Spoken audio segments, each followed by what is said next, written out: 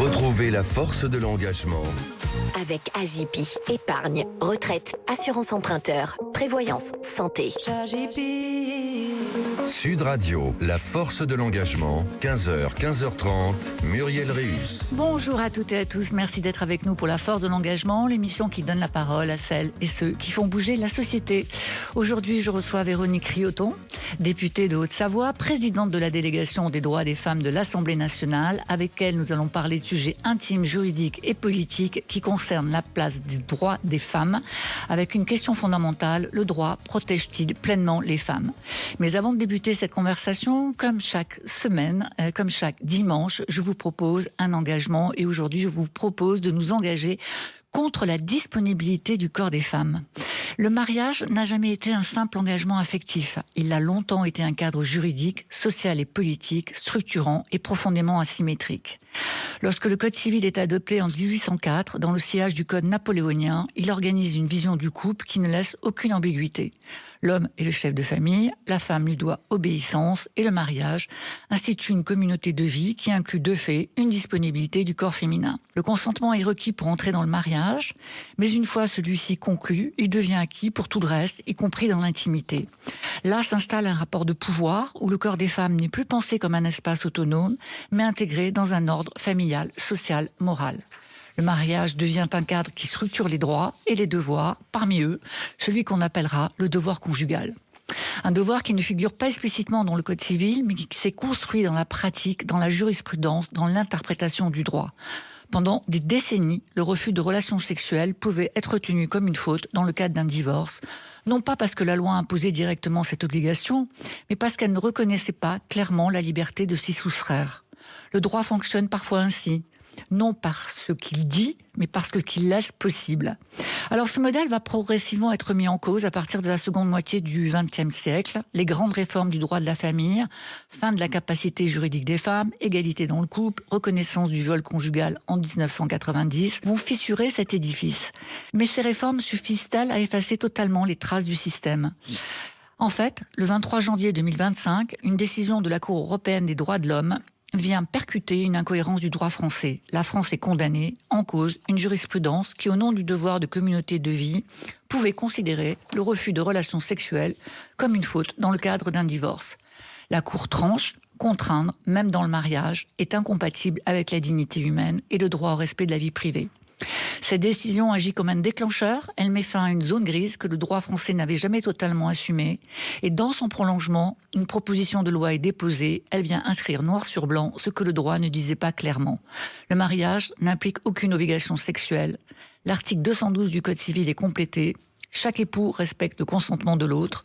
L'article 215 est clarifié. La communauté de vie n'implique aucune obligation d'avoir des relations sexuelles. Et surtout, le refus de relations sexuelles ne peut plus en aucun cas fonder un divorce pour faute. C'est une rupture nette, une mise en cohérence entre le droit civil et le droit pénal, une ligne enfin posée. Oui, juridiquement, c'est terminé. Le mariage ne donne aucun droit sur le corps. Le consentement est la règle, sans exception. Sud Radio, la force de l'engagement, Muriel Réus. Aujourd'hui, dans la force de l'engagement, je donne la parole à Véronique Rioton, députée de Haute-Savoie, présidente de la délégation des droits des femmes de l'Assemblée nationale. Bonjour Véronique. Bonjour Muriel. Je suis très heureuse de vous recevoir aujourd'hui. C'est partagé. Nous allons aborder deux sujets majeurs sur lesquels vous avez été moteur. Et notamment la fin du devoir conjugal voté le 28 janvier dernier. Alors pendant longtemps, en France, le mariage a été interprété parfois explicitement, parfois de manière plus insidieuse, comme impliquant une forme de disponibilité sexuelle. Il y a eu une décision de la Cour de justice, de la Cour du droit européenne, il y a eu une décision de la Cour européenne des droits de l'homme qui est venue remettre en cause cette logique en affirmant très clairement que le consentement ne disparaît pas, y compris dans le couple. Est-ce que cette décision a agi comme un électrochoc dans votre travail parlementaire au point de vouloir entamer une proposition de loi ? Imaginez, vous êtes victime de violences conjugales, vous trouvez la force d'aller déposer une main courante et vous pensez que la justice, elle va vous protéger. Eh bien non, cette main courante, la justice va l'utiliser pour démontrer que vous refusez des rapports sexuels et donc la justice va prononcer le divorce à vos torts exclusifs. Donc non, ça n'est pas acceptable. En fait, c'est pas une fiction. Vous l'avez dit, c'est l'histoire de Madame W. Et ça a valu à la France d'être condamnée par la Cour européenne des droits de l'homme il y a quelques mois. Vous l'avez dit. En fait, vous subissez des violences, vous dites non, et c'est vous qu'on condamne, puisque on va vous punir financièrement, on vous humilie publiquement, et parce que vous n'avez pas rempli vos obligations matrimoniales. Ça veut dire que en France, en 2026, dans notre République, des femmes, parce que oui, c'est principalement des femmes, une immense majorité, elles peuvent être condamnées pour avoir dit non.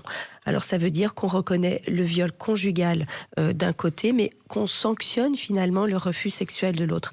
Et on est en train de dire à nos filles, ton corps t'appartient, sauf quand tu es mariée. Donc non, ça n'est pas acceptable. Et c'est très profondément inscrit dans nos acceptations, parce que l'année dernière, il y a eu un sondage IFOP-L, et donc un Français sur 4 a déclaré que le viol conjugal n'existait pas. C'est quand même spectaculaire comme on voit à prise de travers position. ça la puissance de la fonction expressive de la loi. Il faut que la loi dise clairement ce qu'elle entend. Donc non, il n'y a à la fois le corps nous appartient, et le corps nous appartient y compris dans un cas d'union. C'est dit. Et je le partage évidemment. À partir de ce moment-là, vous allez décider d'agir avec les députés Marie-Charlotte Garin et Paul Christophe. Donc, il va y avoir une PPL. Alors, pour nos auditeurs, j'aimerais que vous nous disiez comment ça se fait, comment ça se construit une PPL, quel a été votre rôle personnel et surtout, qu'est-ce que ça change ? Alors, une PPL, c'est donc une proposition de loi. En tant que législateur, nous avons deux façons de légiférer, soit un projet de loi qui vient du gouvernement, soit une proposition de loi. Et ça vient généralement de l'initiative d'un ou plusieurs députés qui part d'un constat et qui veut changer les choses. Après, on a plusieurs façons d'outiller, mais on va écrire une proposition de loi pour pouvoir changer concrètement. Donc ici, c'est une proposition de loi qui est portée par Paul Christophe et Marie-Charlotte Garin. Moi-même, en tant que présidente de la délégation aux droits des femmes, j'ai été chef de file pour mon groupe parlementaire Ensemble pour la République, et donc j'ai porté le sujet à la fois en commission et en séance publique. Qu'est-ce qu'on fait concrètement avec cette loi ? En fait, on fait deux choses. La première, vous l'avez dit, on ajoute dans l'article 215 du Code civil, vous savez, c'est cet article qu'on lit à chaque mariage, et donc on aura des milliers de couples qui vont entendre cette phrase, cette communauté de vie ne crée aucune obligation pour les époux d'avoir des relations sexuelles. Dans chaque mairie de France, devant les familles, devant les enfants, on affirmera de façon très solennelle que le consentement, c'est un devoir, c'est pas une option. Ensuite, on fait une deuxième chose. Dans le cas de divorce, on interdit explicitement qu'un divorce pour faute puisse être prononcé sur le fondement d'un refus sexuel. En réalité, on est en train de dire que le cas dont on parlait, plus jamais une Madame W ne devra payer le prix de s'être protégée. Cette phrase dans toutes les mairies de France, c'est une révolution. Hein. Absolument. Et puis, moi, je suis intimement convaincue de la force expressive de la loi. Et voilà, je crois que j'aurai l'occasion de célébrer un mariage d'ici cet été. J'aurai plaisir à dire cette phrase si... Voilà. Ok, alors ce texte qui vise à faire disparaître, comme vous venez de le dire, du droit à toute ambiguïté, a été voté à l'unanimité. Ça, c'est important de le dire parce que ça montre qu'il y avait une attente forte pour clarifier ce point dans notre droit. Dans le même temps, vous avez été engagé sur un autre chantier essentiel, celui de la clarification de la notion de consentement dans la définition pénale, des infractions sexuelles, aux côtés des critères de contrainte, de menace, de violence et de surprise. Comment vous qualifiez ces deux avancées très structurantes pour les femmes ? Je réponds d'abord à la première question. Vous l'avez dit, la loi a été votée à l'unanimité à l'Assemblée nationale. Nous sommes dimanche aujourd'hui. Mercredi dernier matin a été étudiée en commission des lois au Sénat cette même proposition de loi. Donc maintenant, on sera très attentive à la façon dont elle sera débattue en séance publique au Sénat le 9 avril. Donc ça, c'est pour la partie de l'avis, de la navette parlementaire telle qu'on la nomme pour cette proposition de loi. Sur la partie du consentement, l'articulation entre les deux, en fait, ces deux textes, ils forment une architecture qui est tout à fait cohérente parce que dans la loi sur le consentement, qu'est-ce qu'on vient dire ? On vient dire que le consentement, il doit être éclairé, libre, spécifique, préalable et révocable. Et il ne peut pas être déduit du seul silence, c'est ce qu'on a dit. La loi sur le devoir conjugal, du point de vue civil, elle vient garantir ce même principe dans le Code civil. On passe finalement de la culture du viol à la culture du consentement.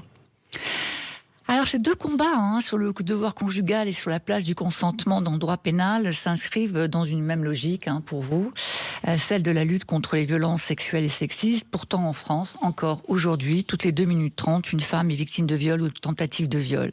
Alors est-ce que malgré les avancées législatives, nous sommes en échec collectif sur la lutte contre les violences sexuelles et sexistes? On en parle juste après la pause. Retrouvez la force de l'engagement. Avec AJP, épargne, retraite, assurance emprunteur, prévoyance, santé. Sud Radio, la force de l'engagement, 15h, 15h30, Muriel Réus. Donnez la parole à celles et ceux qui font bouger la société, c'est sur Sud Radio et c'est la force de l'engagement. Aujourd'hui avec Véronique Réauton, députée de Haute-Savoie, présidente de la délégation des droits des femmes de l'Assemblée nationale. Nous nous engageons pour faire évoluer le droit et renforcer la protection des femmes face aux violences sexuelles et sexistes. Véronique, avant la pause, je vous demandais, ces deux combats que vous avez menés sur le devoir conjugal et sur la place du consentement dans le droit pénal s'inscrivent dans cette même logique, celle de la lutte contre les violences sexuelles et sexistes. Or, on le sait bien, vous le savez, toutes les 2 minutes 30 en France, une femme est victime de viol ou de tentative de viol. Est-on, malgré les avancées législatives, en échec collectif contre les violences sexuelles et sexistes? Les avancées législatives, elles sont réelles. On a parlé du consentement, on parle ici du devoir conjugal, mais elles ne suffisent pas. Vous le rappelez, vous dites toutes les 2 minutes, on a d'autres statistiques qui nous disent que 277 000 femmes sont victimes de violences sexuelles et sexistes. On a 7% seulement qui portent plainte. Donc, on a besoin que ces progrès dans la loi se traduisent en résultats concrets. Donc, qu'est-ce qu'on fait? Eh bien, on a besoin d'avoir des moyens pérennes pour nos associations. On a besoin d'avoir des dispositifs d'écoute qui soient sauvegardés. On a besoin de regarder certainement plus fortement le suivi des auteurs. En tout cas, c'est les sujets sur lesquels je vais m'atteler cette année. Alors, on va passer un peu à l'international. Les Afghanes ont été totalement effacés de l'espace public et on a vu apparaître un nouveau terme, celui de l'apartheid de genre. Avec Yael Braun-Pivet, président de l'Assemblée nationale, et Guillaume Gouffier-Valente, un député homme très engagé sur ces sujets, député du Val-de-Marne et vice-président de la délégation des femmes à l'Assemblée nationale. Vous êtes en cours d'élaboration d'une tribune appelant à reconnaître ce terme d'apartheid de genre. Qu'est-ce que ça veut dire concrètement l'apartheid de genre pour nos auditeurs? En Afghanistan, en fait, les femmes, elles ne subissent pas seulement des restrictions, elles ne peuvent pas étudier librement, elles ne peuvent pas se déplacer, elles ne peuvent pas accéder à l'espace public, elles ne peuvent pas accéder librement à l'espace public, elles ne peuvent pas se soigner librement, et donc elles deviennent des ombres dans leur propre pays. Et ça, c'est pas une discrimination, en fait, c'est une ségrégation qui est systématisée et qui est institutionnalisée.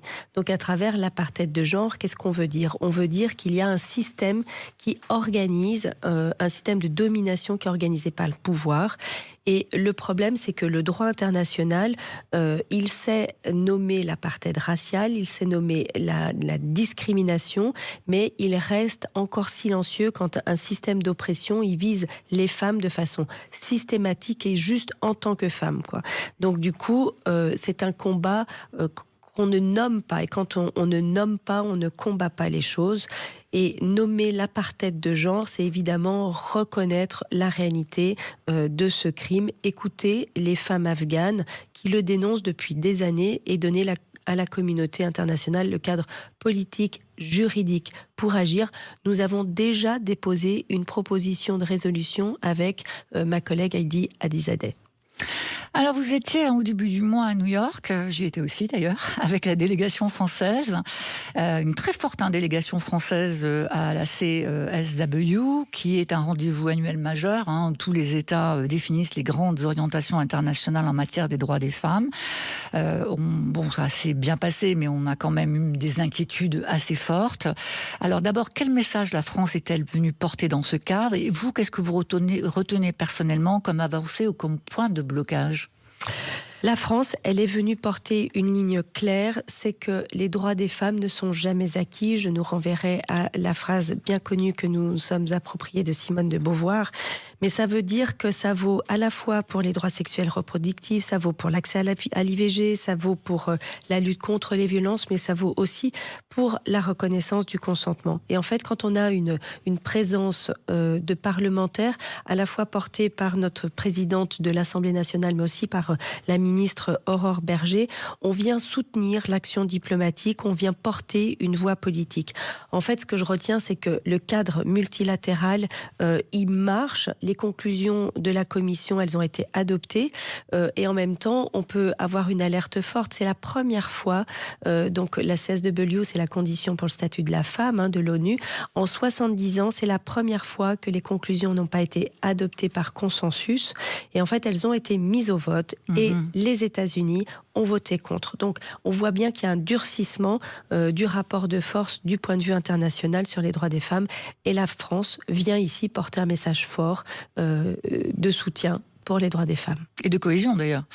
Alors, c'est important cet endroit, enfin ce lieu, la CSW, parce que ça construit une partie du droit international, et même si des visions très différentes s'affrontent, c'est une façon de construire fondamentalement la place de la femme dans la société. Est-ce que vous pensez que la communauté internationale est à la hauteur de ces enjeux, et est-ce que ces forces d'opposition qui sont extrêmement structurées aujourd'hui, on le sait, elles sont politiques, elles sont culturelles, elles sont religieuses, vous pensez qu'on arrive à peser suffisamment encore ? Les oppositions, elles sont organisées, vous avez raison, le phénomène s'amplifie. Aujourd'hui, en marge de la CSW, on a des véritables organisations très fortes, mais la communauté internationale, elle reste mobilisée. On voit bien que le système tient et en fait, on a encore des États, des organisations internationales, des parlementaires qui tiennent une ligne qui est claire, et en fait, c'est ça qui permet ces avancées, et c'est ce qui permet de montrer que le système onusien, il est précieux et il tient. Et est-ce que vous vous avez le sentiment qu'on est à un moment de bascule ? Est-ce que vous avez le sentiment qu'on entre dans un rapport de force et que les droits des femmes vont être vraiment percutés ? Qu'est-ce que vous en pensez ? Quand on voit les positions américaines, quand on voit le président Trump annoncer ce qu'il annonce régulièrement sur les femmes, quand on voit l'influence qu'il a, d'ailleurs, sur les mouvements masculinistes aujourd'hui, est-ce que ça doit nous inquiéter, la montée, par exemple, des mouvements masculinistes ? En fait, ça nous montre que le combat, il devient plus frontal, très clairement. Il est plus durable, et puis ça nécessite une forte exigence. Donc je ne sais pas si je le nommerais comme quelque chose comme une bascule, mais en tout cas, cette montée masculiniste, cette montée de ces États qui sont organisés, nous amène fortement à développer en fait ce combat et à continuer notre organisation, et qui fonctionne. On voit bien quand même que les droits ils progressent, que les paroles elles se libèrent, et puis moi j'ai envie de dire que ça permet à la fois de dire il faut continuer cette avancée législative et en même temps donner les conditions et les moyens pour que ça devienne une réalité. Alors continuer à s'engager, ne rien lâcher, c'est extrêmement important. Quels sont vos prochains combats ?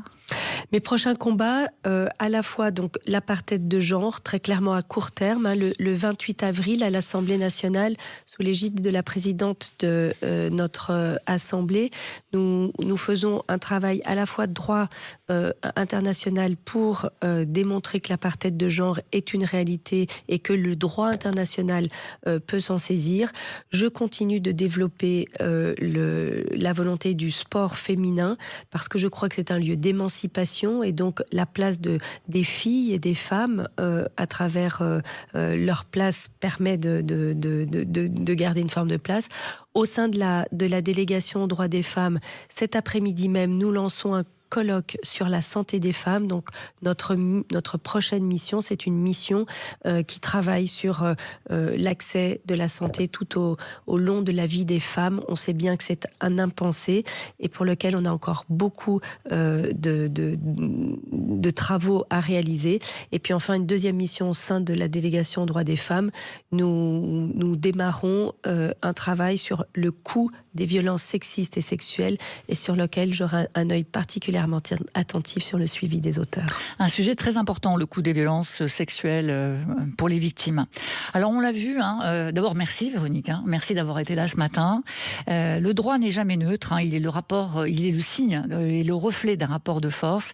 Et lorsqu'il évolue, comme sur le consentement, le devoir conjugal, sur la reconnaissance des violences, c'est pas simplement une évolution technique, c'est une évolution politique. La force de l'engagement, c'est chaque dimanche à 15h sur Sud Radio, en podcast sur sudradio.fr. Je vous retrouve dimanche prochain, même énergie, pour une nouvelle rencontre avec celles et ceux qui font bouger la société. Je vous souhaite à tous un excellent dimanche. C'était la force de l'engagement. Avec AJP, épargne, retraite, assurance emprunteur, prévoyance, santé. AJP.